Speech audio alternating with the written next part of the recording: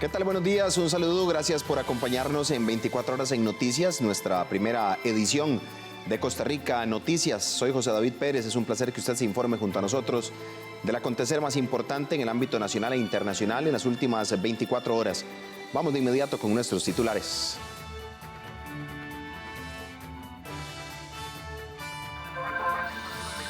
Resolución judicial impone 10 años de cárcel a 6 personas por el delito de evasión fiscal. Presidente de la Asamblea Legislativa propuso al gobierno cobrar un impuesto a los salarios superiores a los 4 millones de colones.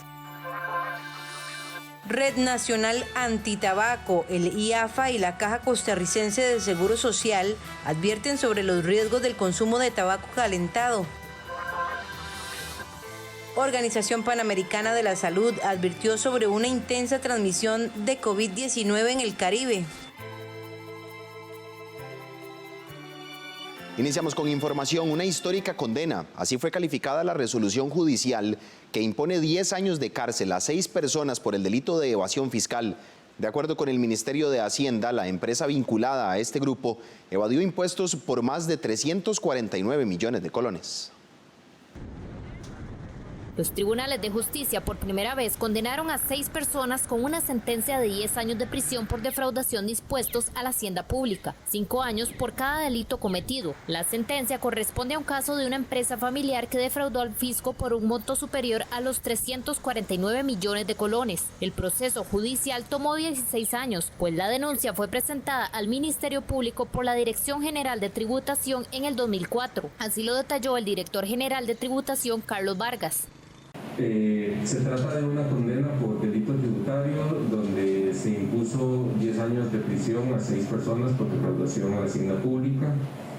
Se trata de una empresa familiar que mediante una maniobra compleja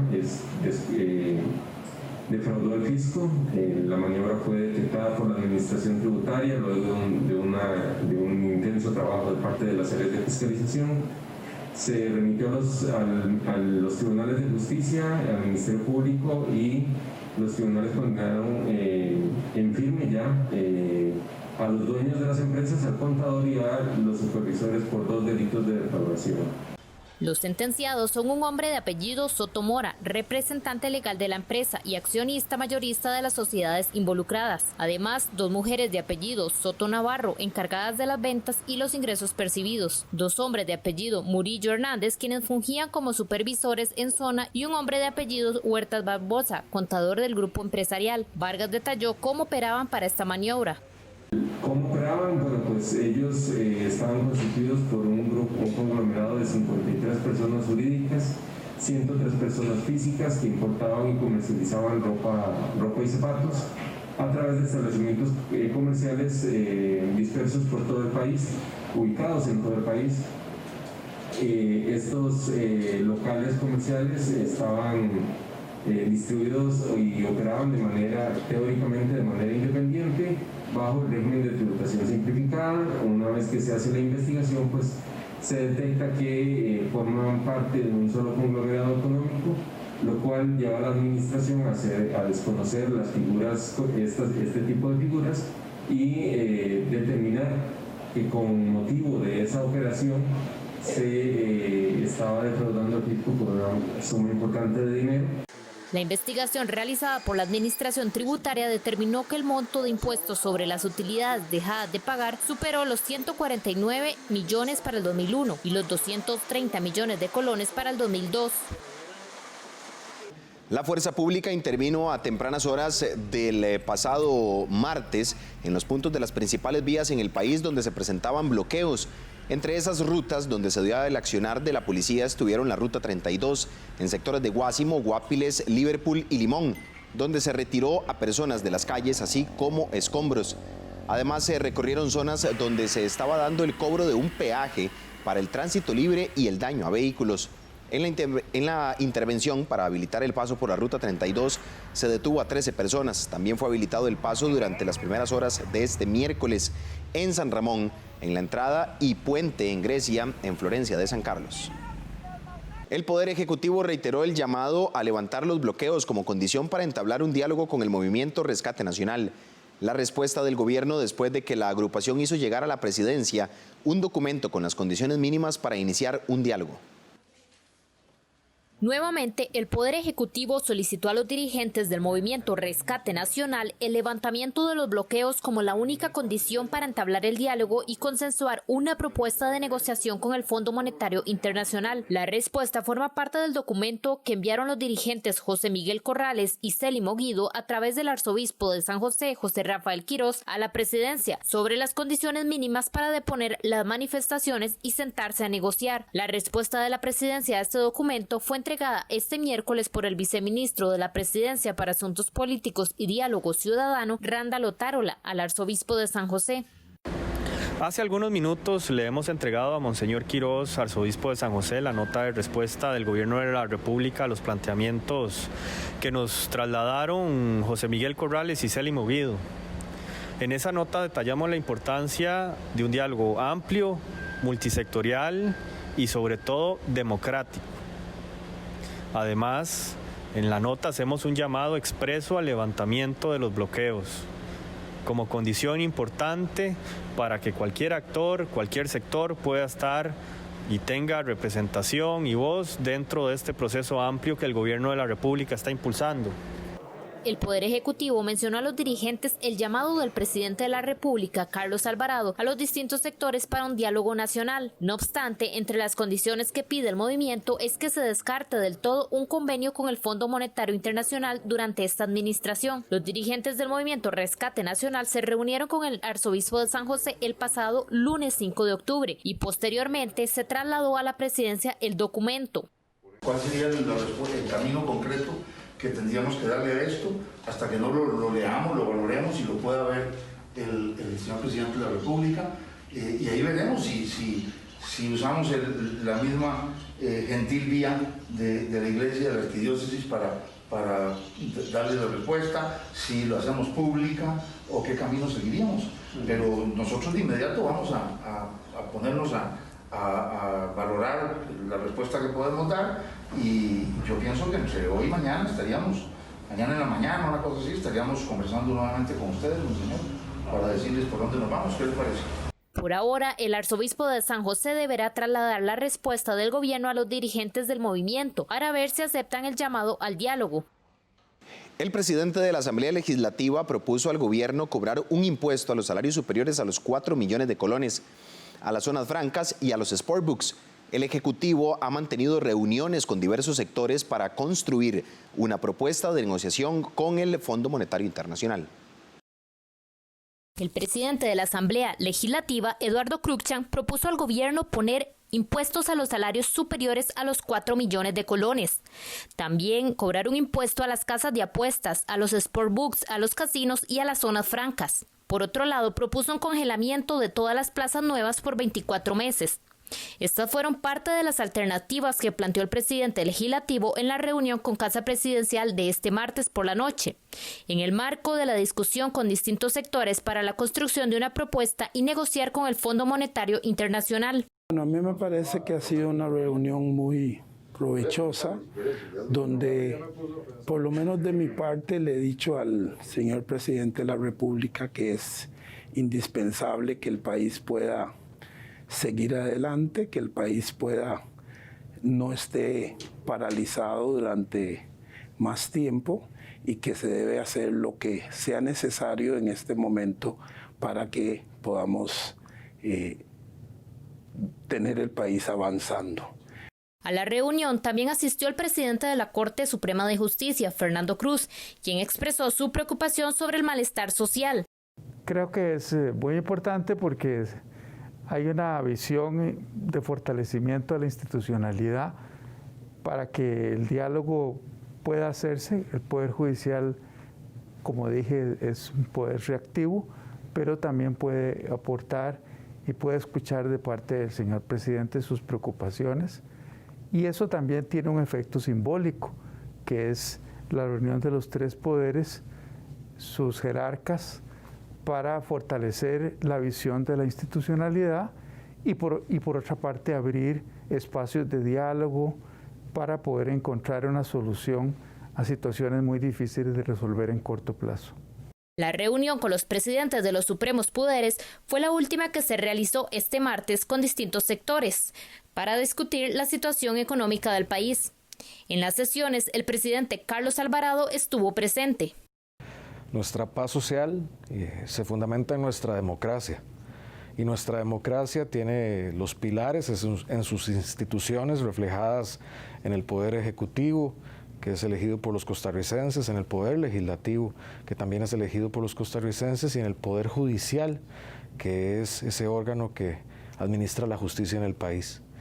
Y que estos tres pilares, en momentos difíciles, tengamos un encuentro para hablar, para dialogar de cómo juntos podemos sacar el país adelante, es importante en estos momentos en que estamos viviendo. Además de convocar a un diálogo nacional con los distintos sectores, también nos ha parecido importante hacer la convocatoria a los presidentes de los supremos poderes de Costa Rica, porque en este momento lo requiere nuestra democracia. Tengo confianza que como país vamos a salir adelante en este momento, que es difícil por muchas cosas, por la pandemia, por el desempleo. Pero sé que también dialogando y con nuestras instituciones podremos salir adelante. Eso fue lo que abordamos en el encuentro, tanto con don Eduardo Cruikshank, presidente de la Asamblea Legislativa, como don Fernando Cruz, presidente de la Corte Plena. Esta semana, el Poder Ejecutivo arrancó con una serie de reuniones. Este miércoles por la mañana, la convocatoria fue con los sectores de las universidades públicas. La reunión inició a las 9 de la mañana. El martes, Presidencia mantuvo reuniones con el Consejo Nacional de Cooperativas CONACOP y el Consejo de Mujeres. También estaba planeado un diálogo con los representantes del movimiento solidarista, pero estos no se hicieron presentes debido a que rechazaron la idea de que fuera un diálogo bilateral y no multilateral. Aproximadamente a las 6 de la tarde de ayer, los vecinos de San Rafael de Alajuela depusieron la manifestación que mantenían durante todo el día en contra de los impuestos. Este miércoles los vecinos de San Rafael de Alajuela se manifestaron para pedirle al gobierno que desista de más impuestos, pero también para que haya un diálogo a nivel nacional con todos los sectores. Y esta es la respuesta. Aquí estamos apoyando los bloqueos donde quiera que se encuentren. Y particularmente a mí me corresponde, como vecino de la ciudad de Alajuela, estar con la gente de Alajuela, con el pueblo de Alajuela, con el pueblo de San Rafael, con los pueblos de los distritos, y no vamos a aflojar hasta que el presidente acepte sentarse a discutir la situación con los verdaderos protagonistas. Porque en realidad nosotros como pueblo no podemos más, no nos da más la bolsa. Muchos de nosotros somos personas de clase media para abajo y nosotros no podríamos pagar un impuesto a la renta, en este caso, para, imagínense usted, personas con una casita de 30 millones de colones que reciben un salario de 50,000 colones por semana. ¿Cómo estas personas pueden sostener si tienen 2, 3, 4 hijos? ¿Cómo vamos a salir adelante? Nosotros lo que le estamos pidiendo al gobierno pacíficamente es que nos ayude, que entre en un diálogo con las demás partes del país y que lleguen a un consenso y que sea acuerdo y que las cosas y no más impuestos. Asimismo, en esta manifestación se presentaron algunas mujeres de San Rafael de Alajuela, quienes son jefas de hogar, y expresaron su preocupación, pues si les ponen más impuestos no podrán darle de comer a sus hijos. Muchas veces nos ha faltado el alimento y hemos tenido que vivir con poco dinero porque el impuesto se está yendo demasiado arriba. Lo que antes comprábamos con 30,000 colones, ahora tenemos que hacerlo con 70. Debido a este problema de esta pandemia nos quedamos sin poder laborar y aunque ustedes no lo crean, tampoco nos está llegando ningún subsidio a nuestro hogar. La manifestación inició a las 6 de la mañana y tenían previsto quitarla a las 6 de la tarde. En el lugar permaneció tanto la fuerza pública como miembros de la Policía de Tránsito. En nuestra sección Animales en Libertad de este jueves le presentamos a los koalas. Estos marsupiales habitan en Australia y cuando la cría nace, viaja en la espalda de su madre por un año completo.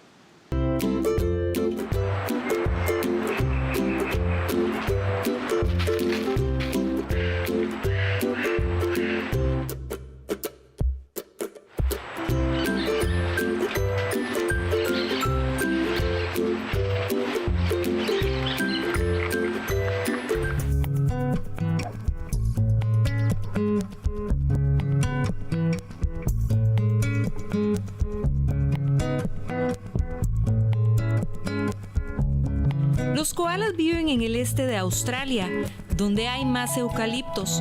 A los koalas les gusta tanto estos árboles que casi nunca los abandonan. Además, gracias a sus extremidades y dedos oponibles, se mantienen cómodamente sobre ellos.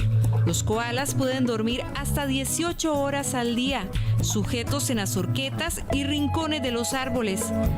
Al mirarlos, nos dan la impresión de parecer un oso de peluche. Sin embargo, los koalas no tienen nada que ver con los osos. Se trata de una especie marsupial, es decir, que la hembra carga a su cría recién nacida dentro de su bolsa por un periodo de 6 meses. Luego de esto, los pequeños se agarran a la espalda de su madre, acompañándola a todas partes hasta que tiene cerca de 1 año. Cuando no están durmiendo, se alimentan de las hojas de eucalipto, especialmente por la noche. No beben mucha agua, por lo que su hidratación proviene de las mismas hojas. Cada koala come aproximadamente 1 kilo de hojas al día y a veces las almacenan en una especie de bolsas que tienen en las mejillas.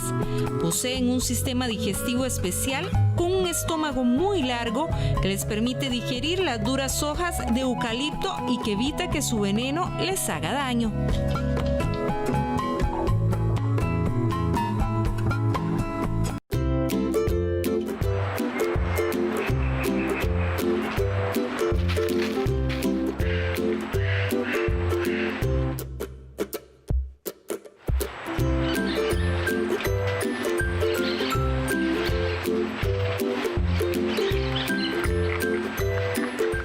Vamos a una pausa comercial, ya regresamos con más información en 24 horas en Noticias. Recuerde que puede sintonizarnos a través de Facebook en Costa Rica Noticias y en Twitter como @SinarNoticias. Ya regresamos.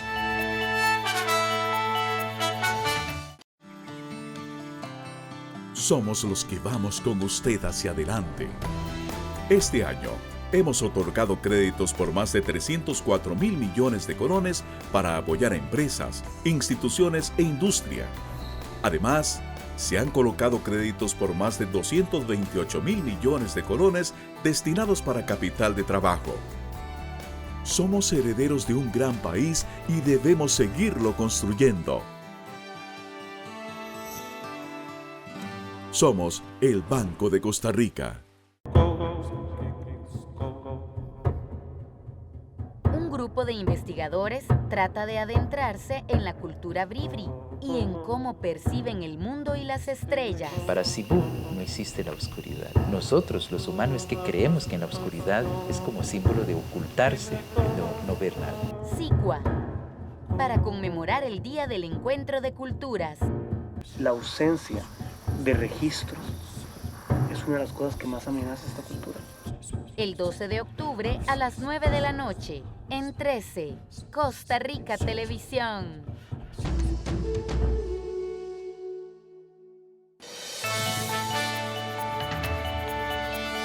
Continuamos con más información. La Red Nacional Antitabaco, el IAFA y la Caja Costarricense de Seguro Social advierten sobre los riesgos del consumo de tabaco calentado.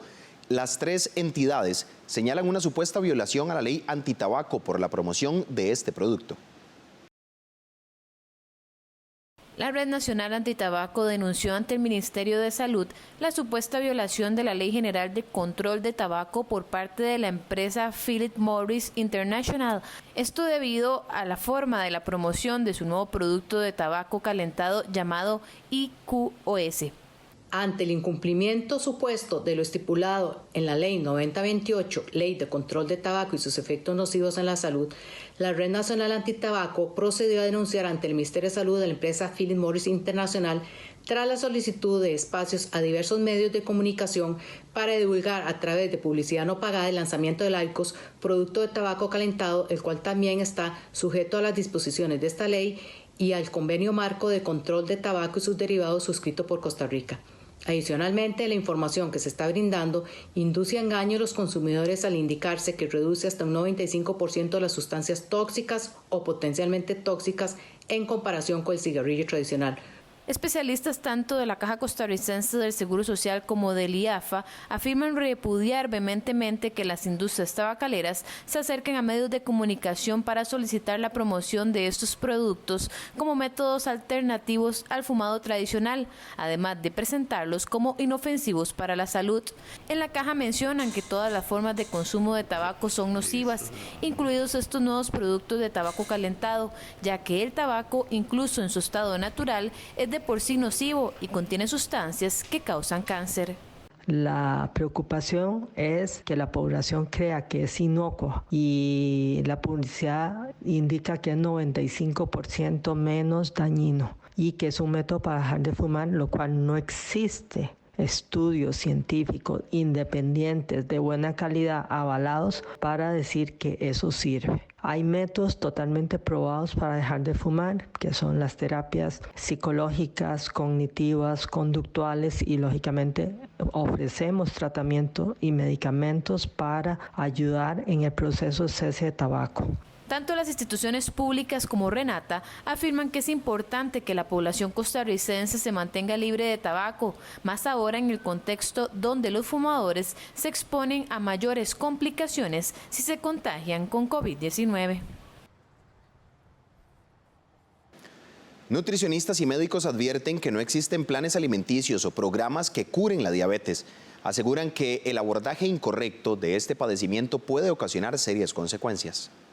En las últimas semanas ha circulado en redes sociales publicaciones que sugieren que planes alimenticios pueden curar la diabetes. Por esta razón, expertos tanto en nutrición como en medicina advierten a la población que no se deje llevar por estas afirmaciones que ponen en riesgo la salud. Evite la automedicación y el seguir recomendaciones que provengan de fuentes diversas que usted no pueda corroborar su validez y veracidad, por lo que si cuenta con una recomendación dada por alguna fuente, corrobórela con algún profesional de la salud. El doctor Wong señala que la diabetes es una enfermedad crónica y por esta razón requiere un abordaje médico integral. Hasta el día de hoy, la diabetes es una enfermedad crónica sin curación demostrada, con enormes implicaciones para la salud, que lleva a la discapacidad permanente en los casos en donde no se ha podido alcanzar un control adecuado de la enfermedad, por lo que resulta especialmente importante mantener el control de la enfermedad por medio de una dieta apropiada para el control de la diabetes, mantener una actividad física acorde con las capacidades del paciente, mantener un peso adecuado, contar con un control médico periódico y seguimiento estricto de las recomendaciones de profesionales debidamente calificados.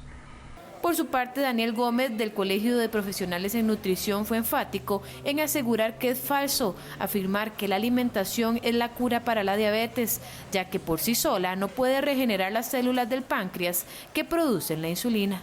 No podemos encontrar insulina en nuestros alimentos para que funcionen como hormona determinante en el equilibrio metabólico del cuerpo. Las consecuencias para los pacientes que no tienen un abordaje correcto de esta enfermedad crónica van desde nefropatía diabética, que son algunas complicaciones en los riñones, problemas de vista, cetoacidosis diabética. Esta es una afección grave causada cuando el cuerpo empieza a descomponer la grasa demasiado rápido, hasta la muerte. Por esta razón es de suma importancia tener un cuidado extremo con nuestros mensajes como profesionales. Ante esto, la Fiscalía del Colegio de Profesionales en Nutrición asegura que los profesionales en nutrición que brinden afirmaciones peligrosas, como que la alimentación cura la diabetes, se exponen a una denuncia por incumplimiento de la normativa vigente. Presentación de libros y talleres sobre innovación y liderazgo son parte de las actividades de la sección cultural. El Ministerio de Cultura y Juventud presenta Agenda Cultural.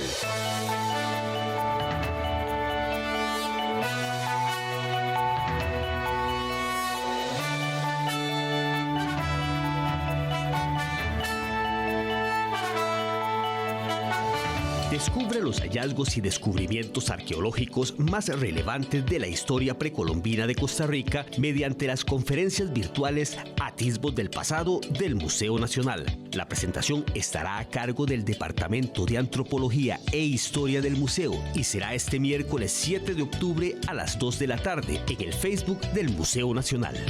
Enmarcado en su exposición más reciente, el Museo Rafael Ángel Calderón Guardia les invita a ser parte de la presentación de las obras del artista Gerardo Selva Godoy. En esta oportunidad, usted podrá conocer detalles de las publicaciones 4000 días y 20 segundos, Licantropía, Pequeño teatro para pequeños, 3 obras literarias producidas por el artista. Conéctese a esta actividad a través de la transmisión que se realizará este jueves 8 de octubre a las 7 de la noche en el Facebook del Museo Rafael Ángel Calderón Guardia. Ofrecerle herramientas de crecimiento y desarrollo a los facilitadores culturales o artistas es el objetivo que tiene el nuevo taller virtual que pone a disposición la Escuela de Danza, Teatro y Circo del Parque La Libertad. La capacitación está dirigida a personas mayores de 18 años y que se desempeñen como formadores en alguna disciplina artística. Los interesados en formar parte de esta capacitación deberán llenar el formulario que puede consultar en el Facebook Escuela Danza, Teatro y Circo Parque La Libertad.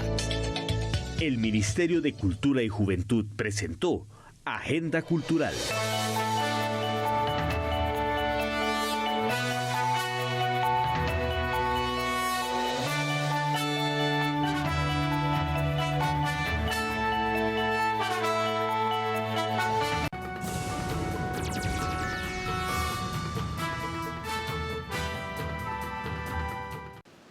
Iniciamos con información en el plano internacional. La Organización Panamericana de la Salud advirtió sobre una intensa transmisión de la COVID-19 en el Caribe, que consideró preocupante, dada la reanudación de los viajes internacionales no esenciales. Hay una intensa transmisión del nuevo coronavirus en el Caribe. Eso advirtió el miércoles la Organización Panamericana de la Salud, que mostró su preocupación por la reanudación de los viajes internacionales no esenciales. Durante los últimos 60 días, 11 países y territorios del Caribe han pasado de una transmisión moderada a intensa, lo cual es algo preocupante a medida que los países reabren el espacio aéreo. Etienne señaló que Estados Unidos y Brasil, los países con más víctimas mortales por coronavirus en el mundo, siguen siendo impulsores importantes de nuevos contagios en la región. Pero destacó que la organización está especialmente preocupada por los picos de casos, incluso en lugares que han manejado brotes de manera efectiva como Cuba y Jamaica. El continente americano concentra 1 de cada 2 contagios en el mundo y más de la mitad de todos los fallecimientos por la enfermedad. Delta tocó tierra ayer miércoles por la mañana en la costa caribeña de México como huracán de categoría 2, con vientos de hasta 175 kilómetros sobre hora.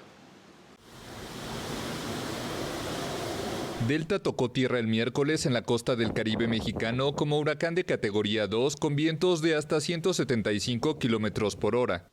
El ciclón, que llegó a ser de categoría 4 en una escala de 5, entró al amanecer por la península de Yucatán, cerca de la ciudad de Puerto Morelos, entre los balnearios turísticos de Cancún y Playa del Carmen. Estamos registrando únicamente afectaciones menores. Tenemos corte de energía eléctrica en la ciudad de Cancún, en el municipio de Benito Juárez, y una falta de energía eléctrica en el 70% en la isla de Cozumel. También en esta isla registramos daños mínimos como caída de árboles y encharcamientos. Delta provocaba lluvias torrenciales en los estados de Yucatán y Quintana Roo, así como en los vecinos Campeche y Tabasco. Unos 41,000 turistas fueron evacuados a refugios desde sus hoteles en los balnearios de Cancún, Puerto Morelos e Isla Mujeres. En Cancún, el mayor destino turístico de México, han sido habilitados más de 160 albergues. Según el pronóstico, el huracán recorrerá Quintana Roo y el vecino Yucatán para la noche del mismo miércoles regresar al mar por el Golfo de México y seguir hacia Estados Unidos. Delta es la 26ª tormenta de esta inusual temporada de huracanes en el Atlántico, en la que se han batido varios récords, entre ellos que se agotó la lista de nombres previstos para los ciclones y los meteorólogos comenzaron a identificarlos con el alfabeto griego. La mitad de la población de Nagorno-Karabaj se ha visto desplazada por los combates que estallaron hace casi 2 semanas entre separatistas del enclave armenio y Azerbaiyán, un conflicto calificado de tragedia por el presidente ruso Vladimir Putin. Los combates en Nagorno-Karabaj no ceden luego de casi 2 semanas y casi la mitad de los 140.000 habitantes de este enclave separatista armenio dentro de Azerbaiyán han tenido que dejar sus hogares. Desde que se reactivó el histórico conflicto el 27 de septiembre, las autoridades del territorio y Armenia acusan a Azerbaiyán de tomar como blanco a los civiles, sobre todo en Stepanakert. Las autoridades de Azerbaiyán también afirman que su población civil es blanco de ataques armenios, pero no ha suministrado datos sobre desplazados. Por ahora, las partes en conflicto han hecho oídos sordos a los llamamientos de la comunidad internacional a favor de una tregua. En sus primeras declaraciones públicas sobre el conflicto, el presidente de Rusia, Vladimir Putin, exhortó a ambos bandos a terminar con la tragedia en Karabaj. Si este conflicto no se puede resolver porque estamos lejos de eso, al menos estamos pidiendo, e insisto en esto, un alto el fuego, y hay que hacerlo lo antes posible. Mientras tanto, en la capital armenia, Ereván, incluso los niños siguen de cerca el conflicto que se remonta a la caída de la Unión Soviética. Samuel y Georgi dividen su día entre la escuela y la venta de sus juguetes para recaudar dinero para los soldados. Después de la escuela dejamos nuestras mochilas, tomamos nuestros juguetes y venimos aquí. Hacemos nuestra tarea por la noche. Lo hemos hecho durante los últimos 3 días. Ya hemos reunido 14.000 drams.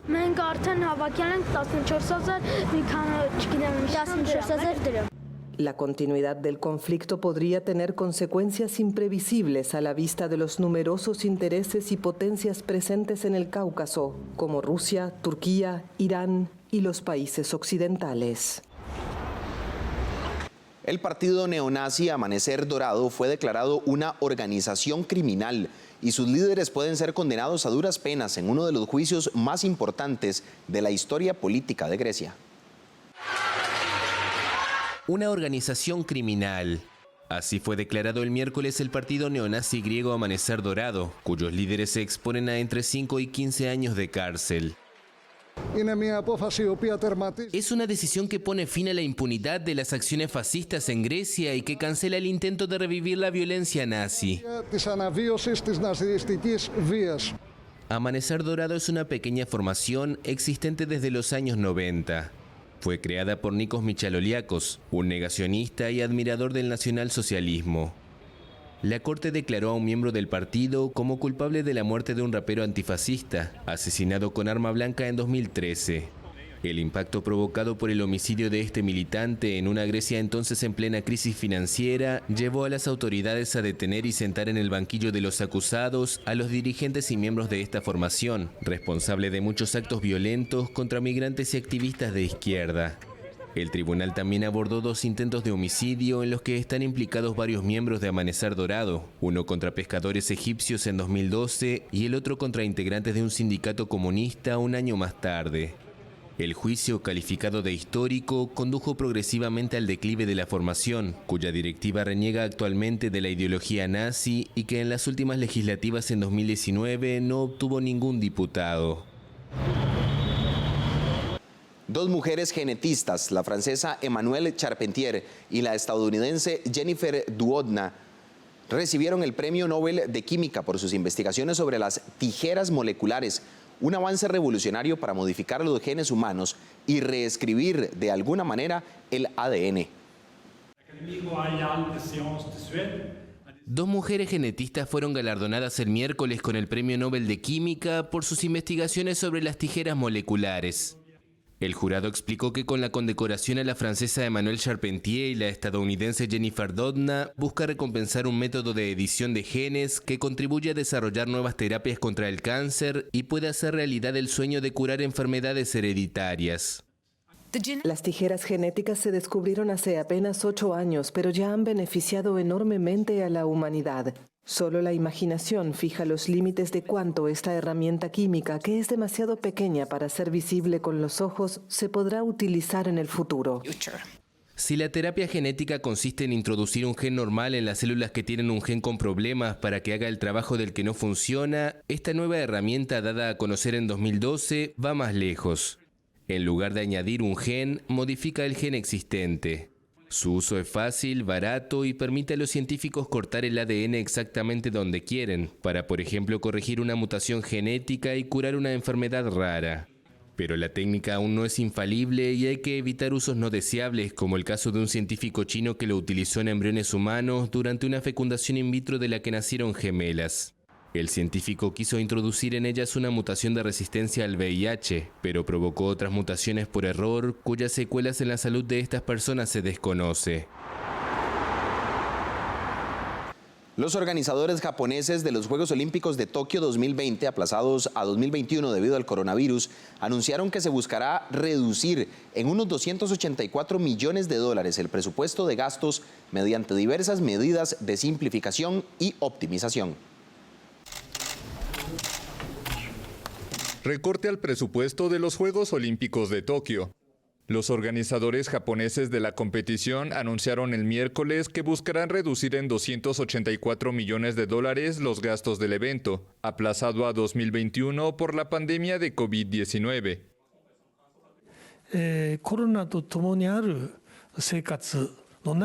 Por primera vez en la historia, Tokio mostrará lo que serán los Juegos Olímpicos en un mundo con el coronavirus. Tokio 2020 cree que esto ayudará a crear un modelo para eventos globales futuros, incluyendo próximos Juegos, en medio de la nueva normalidad en la que vivimos ahora.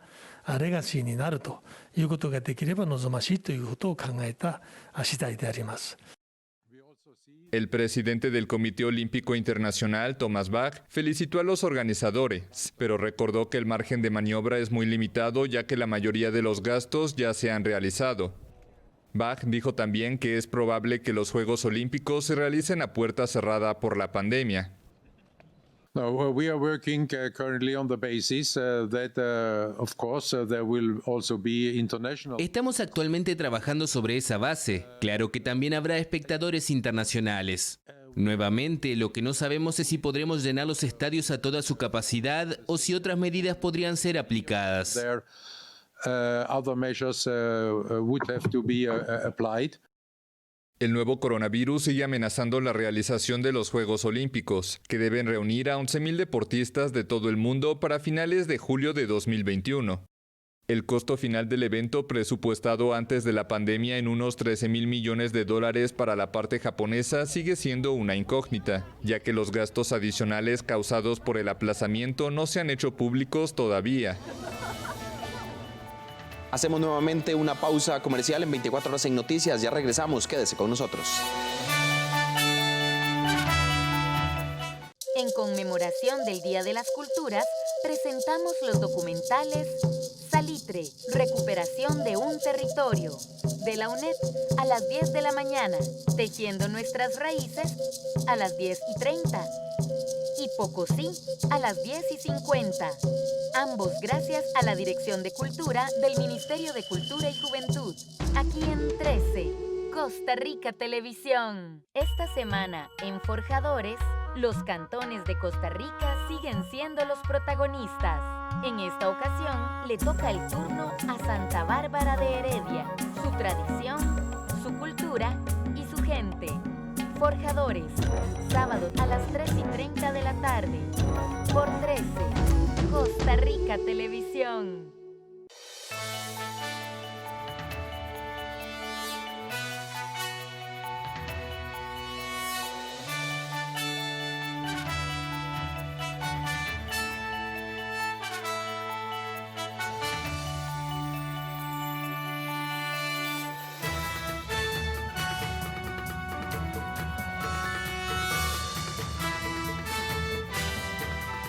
¿Qué tal? Buenos días, un saludo, gracias por acompañarnos en 24 horas en Noticias, nuestra primera edición de Costa Rica Noticias. Soy José David Pérez, es un placer que usted se informe junto a nosotros del acontecer más importante en el ámbito nacional e internacional en las últimas 24 horas.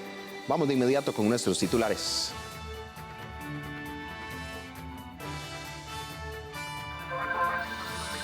Resolución judicial impone 10 años de cárcel a 6 personas por el delito de evasión fiscal. Presidente de la Asamblea Legislativa propuso al gobierno cobrar un impuesto a los salarios superiores a los 4 millones de colones. Red Nacional Antitabaco, el IAFA y la Caja Costarricense de Seguro Social advierten sobre los riesgos del consumo de tabaco calentado. Organización Panamericana de la Salud advirtió sobre una intensa transmisión de COVID-19 en el Caribe. Iniciamos con información, una histórica condena. Así fue calificada la resolución judicial que impone 10 años de cárcel a 6 personas por el delito de evasión fiscal. De acuerdo con el Ministerio de Hacienda, la empresa vinculada a este grupo evadió impuestos por más de 349 millones de colones. Los tribunales de justicia por primera vez condenaron a 6 personas con una sentencia de 10 años de prisión por defraudación de impuestos a la hacienda pública, 5 años por cada delito cometido. La sentencia corresponde a un caso de una empresa familiar que defraudó al fisco por un monto superior a los 349 millones de colones. El proceso judicial tomó 16 años, pues la denuncia fue presentada al Ministerio Público por la Dirección General de Tributación en el 2004. Así lo detalló el director general de Tributación, Carlos Vargas. Se trata de una condena por delito tributario donde se impuso 10 años de prisión a 6 personas por defraudación a la hacienda pública. Se trata de una empresa familiar que mediante una maniobra compleja defraudó al fisco. La maniobra fue detectada por la administración tributaria luego de un intenso trabajo de parte de las áreas de fiscalización. Se remitió a los tribunales de justicia, al Ministerio Público, y los tribunales condenaron en firme ya a los dueños de las empresas, al contador y a los supervisores por 2 delitos de defraudación. Los sentenciados son un hombre de apellido Soto Mora, representante legal de la empresa y accionista mayorista de las sociedades involucradas. Además, 2 mujeres de apellido Soto Navarro, encargadas de las ventas y los ingresos percibidos. 2 hombres de apellido Murillo Hernández, quienes fungían como supervisores en zona, y un hombre de apellido Huertas Barbosa, contador del grupo empresarial. Vargas detalló cómo operaban para esta maniobra. ¿Cómo operaban? Bueno, pues ellos estaban constituidos por un conglomerado de 53 personas jurídicas, 103 personas físicas que importaban y comercializaban ropa y zapatos a través de establecimientos comerciales dispersos por todo el país, ubicados en todo el país.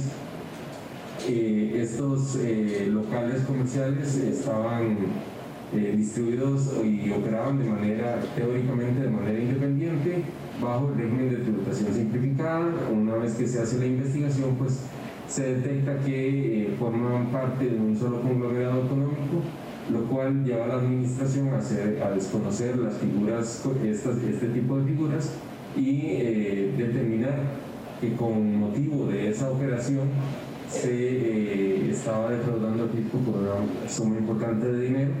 La investigación realizada por la Administración Tributaria determinó que el monto de impuestos sobre las utilidades dejadas de pagar superó los 149 millones para el 2001 y los 230 millones de colones para el 2002. La fuerza pública intervino a tempranas horas del pasado martes en los puntos de las principales vías en el país donde se presentaban bloqueos. Entre esas rutas donde se dio el accionar de la policía estuvieron la ruta 32 en sectores de Guásimo, Guapiles, Liverpool y Limón, donde se retiró a personas de las calles así como escombros. Además se recorrieron zonas donde se estaba dando el cobro de un peaje para el tránsito libre y el daño a vehículos. En la intervención para habilitar el paso por la ruta 32 se detuvo a 13 personas. También fue habilitado el paso durante las primeras horas de este miércoles en San Ramón, en la entrada y puente en Grecia, en Florencia de San Carlos. El Poder Ejecutivo reiteró el llamado a levantar los bloqueos como condición para entablar un diálogo con el Movimiento Rescate Nacional. La respuesta del gobierno después de que la agrupación hizo llegar a la presidencia un documento con las condiciones mínimas para iniciar un diálogo. Nuevamente, el Poder Ejecutivo solicitó a los dirigentes del movimiento Rescate Nacional el levantamiento de los bloqueos como la única condición para entablar el diálogo y consensuar una propuesta de negociación con el Fondo Monetario Internacional. La respuesta forma parte del documento que enviaron los dirigentes José Miguel Corrales y Célimo Guido a través del arzobispo de San José, José Rafael Quirós, a la presidencia sobre las condiciones mínimas para deponer las manifestaciones y sentarse a negociar. La respuesta de la presidencia a este documento fue entregada este miércoles por el viceministro de la Presidencia para Asuntos Políticos y Diálogo Ciudadano, Rándalo Tarola, al arzobispo de San José. Hace algunos minutos le hemos entregado a Monseñor Quirós, arzobispo de San José, la nota de respuesta del Gobierno de la República a los planteamientos que nos trasladaron José Miguel Corrales y Célimo Guido. En esa nota detallamos la importancia de un diálogo amplio, multisectorial y sobre todo democrático. Además, en la nota hacemos un llamado expreso al levantamiento de los bloqueos, como condición importante para que cualquier actor, cualquier sector pueda estar y tenga representación y voz dentro de este proceso amplio que el Gobierno de la República está impulsando. El Poder Ejecutivo mencionó a los dirigentes el llamado del presidente de la República, Carlos Alvarado, a los distintos sectores para un diálogo nacional. No obstante, entre las condiciones que pide el movimiento es que se descarte del todo un convenio con el Fondo Monetario Internacional durante esta administración. Los dirigentes del movimiento Rescate Nacional se reunieron con el arzobispo de San José el pasado lunes 5 de octubre y posteriormente se trasladó a la presidencia el documento. ¿Cuál sería el camino concreto que tendríamos que darle a esto hasta que no lo leamos, lo valoremos y lo pueda ver el señor presidente de la República? Y ahí veremos si usamos la misma gentil vía de la Iglesia, de la Arquidiócesis para darle la respuesta, si lo hacemos pública o qué camino seguiríamos. Pero nosotros de inmediato vamos a ponernos a valorar la respuesta que podemos dar, y yo pienso que entre hoy y mañana mañana en la mañana, una cosa así, estaríamos conversando nuevamente con ustedes, monseñor, para decirles por dónde nos vamos. ¿Qué les parece? Por ahora, el arzobispo de San José deberá trasladar la respuesta del gobierno a los dirigentes del movimiento para ver si aceptan el llamado al diálogo. El presidente de la Asamblea Legislativa propuso al gobierno cobrar un impuesto a los salarios superiores a los 4 millones de colones, a las zonas francas y a los sportbooks. El Ejecutivo ha mantenido reuniones con diversos sectores para construir una propuesta de negociación con el Fondo Monetario Internacional. El presidente de la Asamblea Legislativa, Eduardo Cruikshank, propuso al gobierno poner impuestos a los salarios superiores a los 4 millones de colones. También cobrar un impuesto a las casas de apuestas, a los sportbooks, a los casinos y a las zonas francas. Por otro lado, propuso un congelamiento de todas las plazas nuevas por 24 meses. Estas fueron parte de las alternativas que planteó el presidente legislativo en la reunión con Casa Presidencial de este martes por la noche, en el marco de la discusión con distintos sectores para la construcción de una propuesta y negociar con el Fondo Monetario Internacional. Bueno, a mí me parece que ha sido una reunión muy provechosa, donde por lo menos de mi parte le he dicho al señor presidente de la República que es indispensable que el país pueda seguir adelante, que el país no esté paralizado durante más tiempo y que se debe hacer lo que sea necesario en este momento para que podamos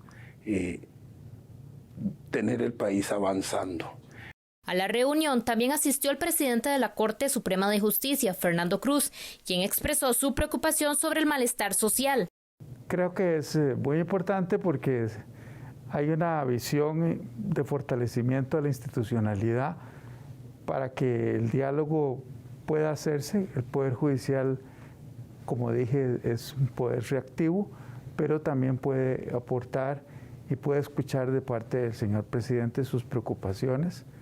Y eso también tiene un efecto simbólico, que es la reunión de los tres poderes, sus jerarcas, para fortalecer la visión de la institucionalidad y por otra parte abrir espacios de diálogo para poder encontrar una solución a situaciones muy difíciles de resolver en corto plazo. La reunión con los presidentes de los supremos poderes fue la última que se realizó este martes con distintos sectores para discutir la situación económica del país. En las sesiones, el presidente Carlos Alvarado estuvo presente. Nuestra paz social se fundamenta en nuestra democracia. Y nuestra democracia tiene los pilares en sus instituciones reflejadas en el Poder Ejecutivo, que es elegido por los costarricenses, en el Poder Legislativo, que también es elegido por los costarricenses, y en el Poder Judicial, que es ese órgano que administra la justicia en el país. Y que estos tres pilares, en momentos difíciles, tengamos un encuentro para hablar, para dialogar de cómo juntos podemos sacar el país adelante, es importante en estos momentos en que estamos viviendo. Además de convocar a un diálogo nacional con los distintos sectores, también nos ha parecido importante hacer la convocatoria a los presidentes de los supremos poderes de Costa Rica, porque en este momento lo requiere nuestra democracia. Tengo confianza que como país vamos a salir adelante en este momento, que es difícil por muchas cosas, por la pandemia, por el desempleo. Pero sé que también dialogando y con nuestras instituciones podremos salir adelante. Eso fue lo que abordamos en el encuentro, tanto con don Eduardo Cruikshank, presidente de la Asamblea Legislativa, como don Fernando Cruz, presidente de la Corte Plena. Esta semana, el Poder Ejecutivo arrancó con una serie de reuniones. Este miércoles por la mañana, la convocatoria fue con los sectores de las universidades públicas. La reunión inició a las 9 de la mañana. El martes, Presidencia mantuvo reuniones con el Consejo Nacional de Cooperativas, CONACOP, y el Consejo de Mujeres. También estaba planeado un diálogo con los representantes del movimiento solidarista, pero estos no se hicieron presentes debido a que rechazaron la idea de que fuera un diálogo bilateral y no multilateral. Aproximadamente a las 6 de la tarde de ayer, los vecinos de San Rafael de Alajuela depusieron la manifestación que mantenían durante todo el día en contra de los impuestos.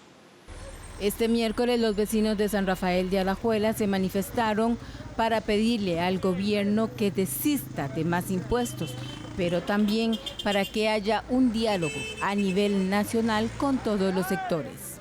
Y esta es la respuesta. Aquí estamos apoyando los bloqueos donde quiera que se encuentren.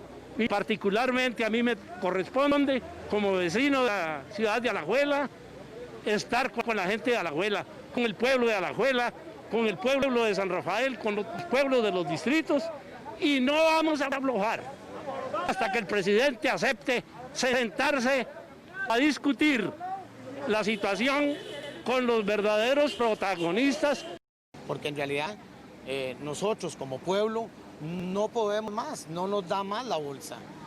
Muchos de nosotros somos personas de clase media para abajo y nosotros no podríamos pagar un impuesto a la renta, en este caso, imagínense usted, personas con una casita de 30 millones de colones que reciben un salario de 50,000 colones por semana.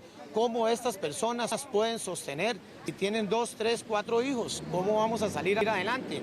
Nosotros lo que le estamos pidiendo al gobierno pacíficamente es que nos ayude, que entre en un diálogo con las demás partes del país y que lleguen a un consenso y que sea acuerdo y que las cosas y no más impuestos.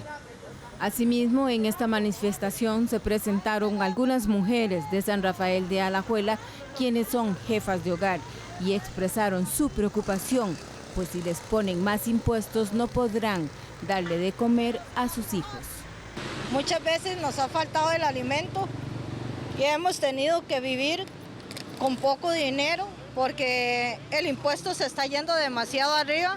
Lo que antes comprábamos con 30,000 colones, ahora tenemos que hacerlo con 70. Debido a este problema de esta pandemia nos quedamos sin poder laborar y aunque ustedes no lo crean, tampoco nos está llegando ningún subsidio a nuestro hogar. La manifestación inició a las 6 de la mañana y tenían previsto quitarla a las 6 de la tarde. En el lugar permaneció tanto la fuerza pública como miembros de la Policía de Tránsito. En nuestra sección Animales en Libertad de este jueves le presentamos a los koalas. Estos marsupiales habitan en Australia y cuando la cría nace, viaja en la espalda de su madre por un año completo.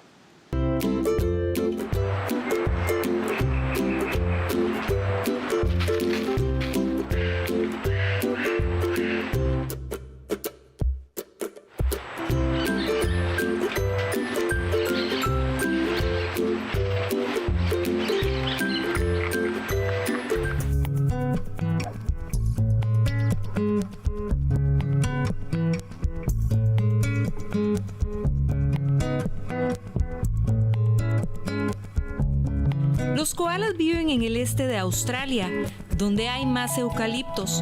A los koalas les gusta tanto estos árboles que casi nunca los abandonan. Además, gracias a sus extremidades y dedos oponibles, se mantienen cómodamente sobre ellos. Los koalas pueden dormir hasta 18 horas al día, sujetos en las horquetas y rincones de los árboles. Al mirarlos, nos dan la impresión de parecer un oso de peluche. Sin embargo, los koalas no tienen nada que ver con los osos. Se trata de una especie marsupial, es decir, que la hembra carga a su cría recién nacida dentro de su bolsa por un periodo de 6 meses. Luego de esto, los pequeños se agarran a la espalda de su madre, acompañándola a todas partes hasta que tiene cerca de 1 año.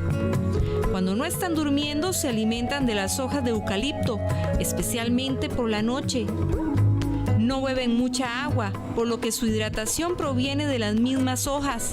Cada koala come aproximadamente 1 kilo de hojas al día y a veces las almacenan en una especie de bolsas que tienen en las mejillas. Poseen un sistema digestivo especial con un estómago muy largo que les permite digerir las duras hojas de eucalipto y que evita que su veneno les haga daño.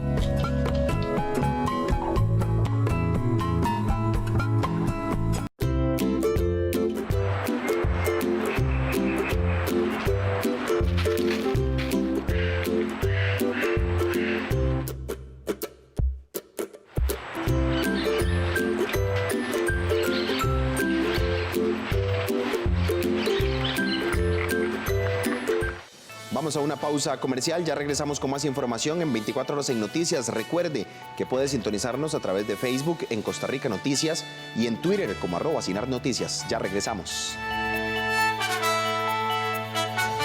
Esta semana disfrute de documentales sobre la obra del escritor Fabián Dobles, Tatamundo y la coreografía Mariana Pineda en Cine Tico Clásico.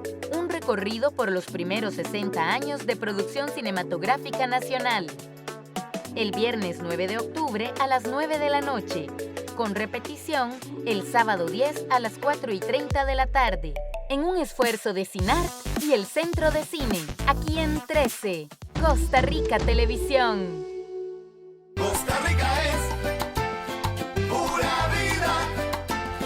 Costa Rica es mi patria querida. Temas de salud, temas de cocina, música, hogar. Son muchas las informaciones que tenemos todos los días de 8 de la mañana y hasta las 10. A diferentes medios y en nuestros diferentes espacios ustedes pueden disfrutar de Café Nacional. Así es, te invitamos 8 de la mañana, de lunes a viernes. Un pueblo en marcha pero sin apuros. Costa Rica, Costa Rica. Continuamos con más información. La Red Nacional Antitabaco, el IAFA y la Caja Costarricense de Seguro Social advierten sobre los riesgos del consumo de tabaco calentado. Las 3 entidades señalan una supuesta violación a la ley antitabaco por la promoción de este producto. La Red Nacional Antitabaco denunció ante el Ministerio de Salud la supuesta violación de la Ley General de Control de Tabaco por parte de la empresa Philip Morris International. Esto debido a la forma de la promoción de su nuevo producto de tabaco calentado llamado IQOS. Ante el incumplimiento supuesto de lo estipulado en la Ley 9028, Ley de Control de Tabaco y sus efectos nocivos en la salud, la Red Nacional Antitabaco procedió a denunciar ante el Ministerio de Salud de la empresa Philip Morris International tras la solicitud de espacios a diversos medios de comunicación para divulgar a través de publicidad no pagada el lanzamiento del IQOS, producto de tabaco calentado, el cual también está sujeto a las disposiciones de esta ley y al convenio marco de control de tabaco y sus derivados suscrito por Costa Rica. Adicionalmente, la información que se está brindando induce a engaño a los consumidores al indicarse que reduce hasta un 95% las sustancias tóxicas o potencialmente tóxicas en comparación con el cigarrillo tradicional.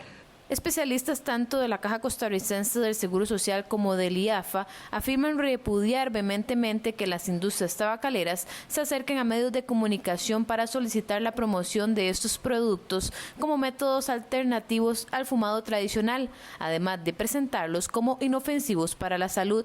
En la caja mencionan que todas las formas de consumo de tabaco son nocivas, incluidos estos nuevos productos de tabaco calentado, ya que el tabaco, incluso en su estado natural, es de por sí nocivo y contiene sustancias que causan cáncer. La preocupación es que la población crea que es inocuo y la publicidad indica que es 95% menos dañino y que es un método para dejar de fumar, lo cual no existe estudios científicos independientes de buena calidad avalados para decir que eso sirve. Hay métodos totalmente probados para dejar de fumar, que son las terapias psicológicas, cognitivas, conductuales y lógicamente ofrecemos tratamiento y medicamentos para ayudar en el proceso de cese de tabaco. Tanto las instituciones públicas como Renata afirman que es importante que la población costarricense se mantenga libre de tabaco, más ahora en el contexto donde los fumadores se exponen a mayores complicaciones si se contagian con COVID-19. Nutricionistas y médicos advierten que no existen planes alimenticios o programas que curen la diabetes. Aseguran que el abordaje incorrecto de este padecimiento puede ocasionar serias consecuencias. En las últimas semanas ha circulado en redes sociales publicaciones que sugieren que planes alimenticios pueden curar la diabetes. Por esta razón, expertos tanto en nutrición como en medicina advierten a la población que no se deje llevar por estas afirmaciones que ponen en riesgo la salud. Evite la automedicación y el seguir recomendaciones que provengan de fuentes diversas que usted no pueda corroborar su validez y veracidad, por lo que si cuenta con una recomendación dada por alguna fuente, corrobórela con algún profesional de la salud. El doctor Wong señala que la diabetes es una enfermedad crónica y por esta razón requiere un abordaje médico integral. Hasta el día de hoy, la diabetes es una enfermedad crónica sin curación demostrada, con enormes implicaciones para la salud, que lleva a la discapacidad permanente en los casos en donde no se ha podido alcanzar un control adecuado de la enfermedad, por lo que resulta especialmente importante mantener el control de la enfermedad por medio de una dieta apropiada para el control de la diabetes, mantener una actividad física acorde con las capacidades del paciente, mantener un peso adecuado, contar con un control médico periódico y seguimiento estricto de las recomendaciones de profesionales debidamente calificados. Por su parte, Daniel Gómez, del Colegio de Profesionales en Nutrición, fue enfático en asegurar que es falso afirmar que la alimentación es la cura para la diabetes, ya que por sí sola no puede regenerar las células del páncreas que producen la insulina. No podemos encontrar insulina en nuestros alimentos para que funcionen como hormona determinante en el equilibrio metabólico del cuerpo. Las consecuencias para los pacientes que no tienen un abordaje correcto de esta enfermedad crónica van desde nefropatía diabética, que son algunas complicaciones en los riñones, problemas de vista, cetoacidosis diabética. Esta es una afección grave causada cuando el cuerpo empieza a descomponer la grasa demasiado rápido, hasta la muerte. Por esta razón es de suma importancia tener un cuidado extremo con nuestros mensajes como profesionales. Ante esto, la Fiscalía del Colegio de Profesionales en Nutrición asegura que los profesionales en nutrición que brinden afirmaciones peligrosas, como que la alimentación cura la diabetes, se exponen a una denuncia por incumplimiento de la normativa vigente. Presentación de libros y talleres sobre innovación y liderazgo son parte de las actividades de la sección cultural. El Ministerio de Cultura y Juventud presenta Agenda Cultural.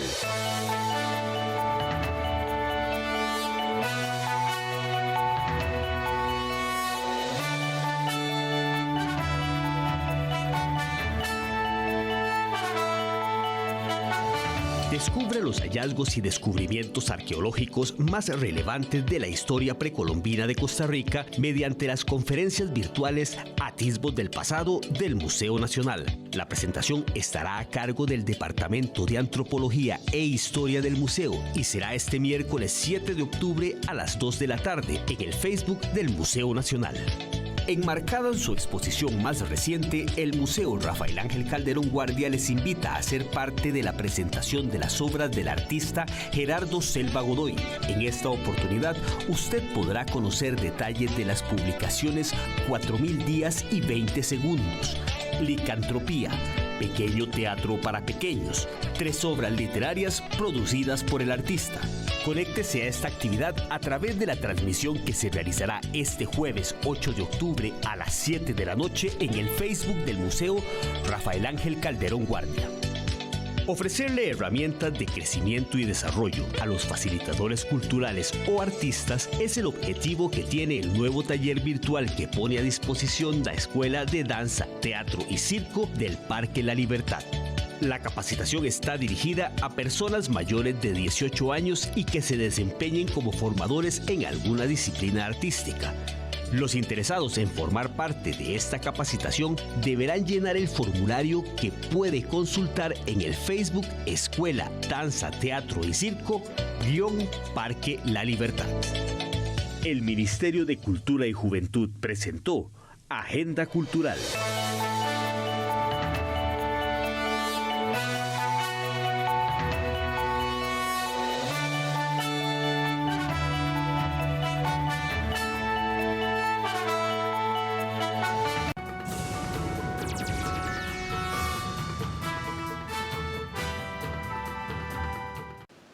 Iniciamos con información en el plano internacional. La Organización Panamericana de la Salud advirtió sobre una intensa transmisión de la COVID-19 en el Caribe, que consideró preocupante, dada la reanudación de los viajes internacionales no esenciales. Hay una intensa transmisión del nuevo coronavirus en el Caribe. Eso advirtió el miércoles la Organización Panamericana de la Salud, que mostró su preocupación por la reanudación de los viajes internacionales no esenciales. Durante los últimos 60 días, 11 países y territorios del Caribe han pasado de una transmisión moderada a intensa, lo cual es algo preocupante a medida que los países reabren el espacio aéreo. Etienne señaló que Estados Unidos y Brasil, los países con más víctimas mortales por coronavirus en el mundo, siguen siendo impulsores importantes de nuevos contagios en la región. Pero destacó que la organización está especialmente preocupada por los picos de casos, incluso en lugares que han manejado brotes de manera efectiva, como Cuba y Jamaica. El continente americano concentra 1 de cada 2 contagios en el mundo y más de la mitad de todos los fallecimientos por la enfermedad. Delta tocó tierra ayer miércoles por la mañana en la costa caribeña de México como huracán de categoría 2, con vientos de hasta 175 kilómetros sobre hora. Delta tocó tierra el miércoles en la costa del Caribe mexicano como huracán de categoría 2 con vientos de hasta 175 kilómetros por hora. El ciclón, que llegó a ser de categoría 4 en una escala de 5, entró al amanecer por la península de Yucatán, cerca de la ciudad de Puerto Morelos, entre los balnearios turísticos de Cancún y Playa del Carmen. Estamos registrando únicamente afectaciones menores. Tenemos corte de energía eléctrica en la ciudad de Cancún, en el municipio de Benito Juárez, y una falta de energía eléctrica en el 70% en la isla de Cozumel. También en esta isla registramos daños mínimos como caída de árboles y encharcamientos. Delta provocaba lluvias torrenciales en los estados de Yucatán y Quintana Roo, así como en los vecinos Campeche y Tabasco. Unos 41,000 turistas fueron evacuados a refugios desde sus hoteles en los balnearios de Cancún, Puerto Morelos e Isla Mujeres. En Cancún, el mayor destino turístico de México, han sido habilitados más de 160 albergues. Según el pronóstico, el huracán recorrerá Quintana Roo y el vecino Yucatán para la noche del mismo miércoles regresar al mar por el Golfo de México y seguir hacia Estados Unidos. Delta es la 26ª tormenta de esta inusual temporada de huracanes en el Atlántico, en la que se han batido varios récords, entre ellos que se agotó la lista de nombres previstos para los ciclones y los meteorólogos comenzaron a identificarlos con el alfabeto griego. La mitad de la población de Nagorno-Karabaj se ha visto desplazada por los combates que estallaron hace casi 2 semanas entre separatistas del enclave armenio y Azerbaiyán, un conflicto calificado de tragedia por el presidente ruso Vladimir Putin. Los combates en Nagorno-Karabaj no ceden luego de casi 2 semanas y casi la mitad de los 140.000 habitantes de este enclave separatista armenio dentro de Azerbaiyán han tenido que dejar sus hogares. Desde que se reactivó el histórico conflicto el 27 de septiembre, las autoridades del territorio y Armenia acusan a Azerbaiyán de tomar como blanco a los civiles, sobre todo en Stepanakert. Las autoridades de Azerbaiyán también afirman que su población civil es blanco de ataques armenios, pero no ha suministrado datos sobre desplazados. Por ahora, las partes en conflicto han hecho oídos sordos a los llamamientos de la comunidad internacional a favor de una tregua. En sus primeras declaraciones públicas sobre el conflicto, el presidente de Rusia, Vladimir Putin, exhortó a ambos bandos a terminar con la tragedia en Karabaj. Si este conflicto no se puede resolver porque estamos lejos de eso, al menos estamos pidiendo, e insisto en esto, un alto el fuego, y hay que hacerlo lo antes posible. Mientras tanto, en la capital armenia, Ereván, incluso los niños siguen de cerca el conflicto que se remonta a la caída de la Unión Soviética. Samuel y Georgi dividen su día entre la escuela y la venta de sus juguetes para recaudar dinero para los soldados. Después de la escuela dejamos nuestras mochilas, tomamos nuestros juguetes y venimos aquí. Hacemos nuestra tarea por la noche. Lo hemos hecho durante los últimos 3 días. Ya hemos reunido 14.000 drams.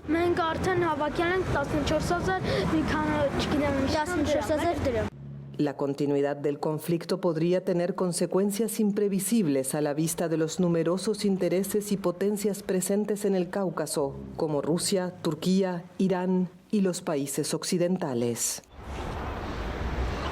El partido neonazi Amanecer Dorado fue declarado una organización criminal y sus líderes pueden ser condenados a duras penas en uno de los juicios más importantes de la historia política de Grecia. Una organización criminal.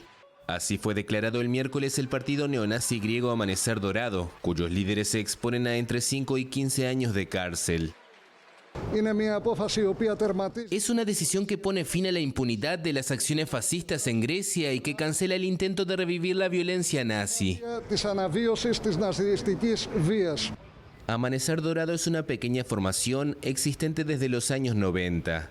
Fue creada por Nikos Michaloliakos, un negacionista y admirador del nacionalsocialismo. La corte declaró a un miembro del partido como culpable de la muerte de un rapero antifascista, asesinado con arma blanca en 2013. El impacto provocado por el homicidio de este militante en una Grecia entonces en plena crisis financiera llevó a las autoridades a detener y sentar en el banquillo de los acusados a los dirigentes y miembros de esta formación, responsable de muchos actos violentos contra migrantes y activistas de izquierda. El tribunal también abordó 2 intentos de homicidio en los que están implicados varios miembros de Amanecer Dorado, uno contra pescadores egipcios en 2012 y el otro contra integrantes de un sindicato comunista un año más tarde. El juicio, calificado de histórico, condujo progresivamente al declive de la formación, cuya directiva reniega actualmente de la ideología nazi y que en las últimas legislativas en 2019 no obtuvo ningún diputado. 2 mujeres genetistas, la francesa Emmanuelle Charpentier y la estadounidense Jennifer Doudna, recibieron el Premio Nobel de Química por sus investigaciones sobre las tijeras moleculares, un avance revolucionario para modificar los genes humanos y reescribir de alguna manera el ADN. 2 mujeres genetistas fueron galardonadas el miércoles con el Premio Nobel de Química por sus investigaciones sobre las tijeras moleculares. El jurado explicó que con la condecoración a la francesa Emmanuelle Charpentier y la estadounidense Jennifer Doudna busca recompensar un método de edición de genes que contribuye a desarrollar nuevas terapias contra el cáncer y puede hacer realidad el sueño de curar enfermedades hereditarias. Las tijeras genéticas se descubrieron hace apenas 8 años, pero ya han beneficiado enormemente a la humanidad. Solo la imaginación fija los límites de cuánto esta herramienta química, que es demasiado pequeña para ser visible con los ojos, se podrá utilizar en el futuro. Si la terapia genética consiste en introducir un gen normal en las células que tienen un gen con problemas para que haga el trabajo del que no funciona, esta nueva herramienta dada a conocer en 2012 va más lejos. En lugar de añadir un gen, modifica el gen existente. Su uso es fácil, barato y permite a los científicos cortar el ADN exactamente donde quieren, para por ejemplo corregir una mutación genética y curar una enfermedad rara. Pero la técnica aún no es infalible y hay que evitar usos no deseables, como el caso de un científico chino que lo utilizó en embriones humanos durante una fecundación in vitro de la que nacieron gemelas. El científico quiso introducir en ellas una mutación de resistencia al VIH, pero provocó otras mutaciones por error, cuyas secuelas en la salud de estas personas se desconoce.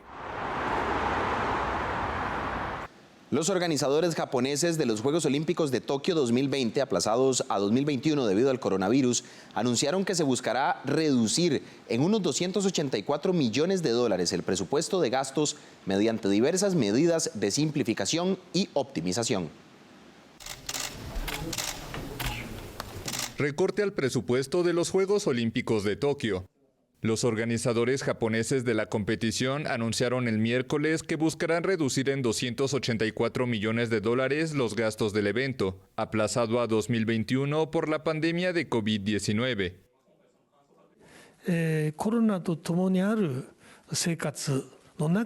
Por primera vez en la historia, Tokio mostrará lo que serán los Juegos Olímpicos en un mundo con el coronavirus. Tokio 2020 cree que esto ayudará a crear un modelo para eventos globales futuros, incluyendo próximos Juegos, en medio de la nueva normalidad en la que vivimos ahora.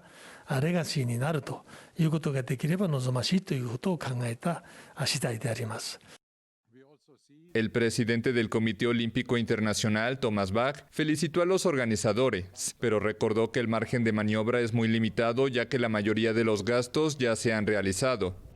Bach dijo también que es probable que los Juegos Olímpicos se realicen a puerta cerrada por la pandemia. We are working currently on the basis that, of course, there will also be international. Estamos actualmente trabajando sobre esa base. Claro que también habrá espectadores internacionales. Nuevamente, lo que no sabemos es si podremos llenar los estadios a toda su capacidad o si otras medidas podrían ser aplicadas. Other measures would have to be applied.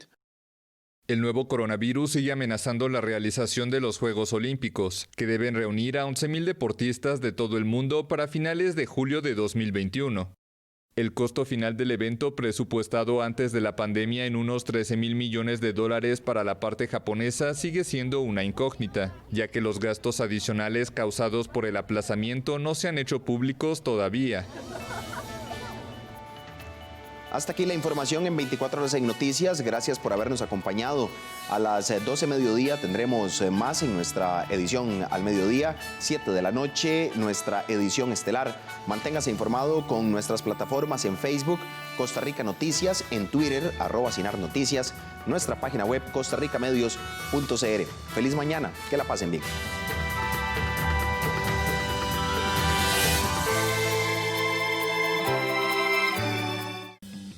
Esta semana, en Punto y Coma, conversaremos con la escritora Marjorie Ross, quien nos presenta su poemario Menú, donde conjuga por primera vez de manera directa y palpable sus dos pasiones, la poesía y la cocina. Punto y Coma, nuestros libros tienen la palabra, los domingos a las 12 mediodía, con repetición los lunes a las 11 de la noche, solo en 13, Costa Rica Televisión. A causa del COVID-19, este año, por primera vez desde 1950, numerosos rincones del mundo vieron anuladas las marchas por la visibilidad y los derechos de la comunidad LGTBIQ. Ellas y ellos incluyendo miles de niñas y niños en América Latina, se ven obligados a soportar una exposición prolongada a miembros de familias que no los aceptan. Los domingos a las 2:30 de la tarde, solo en 13, Costa Rica Televisión.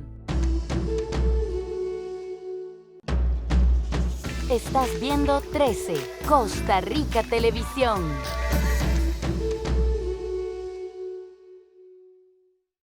¿Es cierto que hay más de una inteligencia?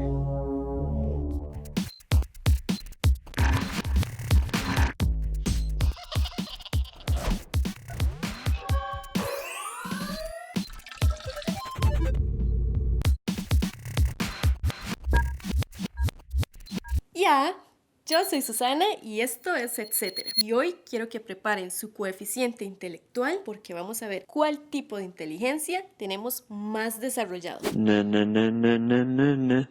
Sí, porque según Howard Gardner, profesor y psicólogo de Harvard, existen 9 tipos de inteligencia y hoy vamos a ver 4 de ellos. Y seguro yo soy inteligente en todas las formas. El primer tipo es la inteligencia visual espacial y está muy desarrollado en las personas que estudian arquitectura, escultura y dibujo, porque manejan muy bien el volumen y la perspectiva de los objetos. De aquí, casual, muy voluminosa. ¿Y ustedes? La segunda inteligencia es la lingüística verbal, que tiene que ver con que dominemos un idioma y lo sepamos comunicar cuando hablamos o escribimos. So what is your name? La tercera inteligencia es la corporal y es la que tienen desarrollada las personas con talento para el deporte, el baile y la actuación.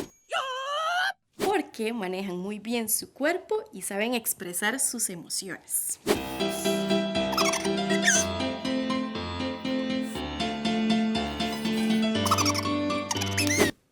Creo que esa inteligencia sí la tengo.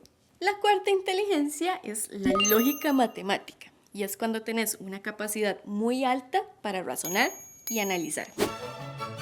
Por ejemplo, cuando resolves problemas matemáticos más rápido que tus compas. Yo creo que mi inteligencia en lógica matemática es menor que 0 negativo.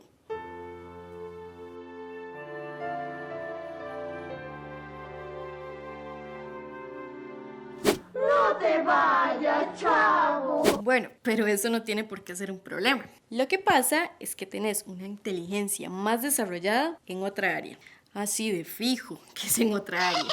La buena noticia es que la Escuela de Matemáticas del TEC da tutorías gratis a estudiantes de 7º, 8º y 9º del cole. ¡Ay, en serio! Ajá, la idea de esta iniciativa es que se refuerce lo visto en clase para que puedas aprender y mejores tus notas en matemáticas.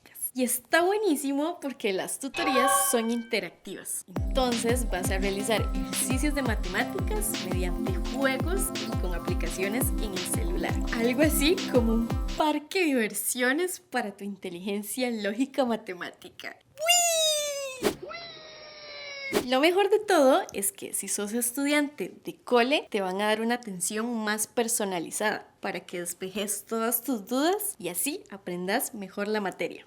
Sí, porque yo quiero ser más inteligente en mate. 2 más 2 son 4.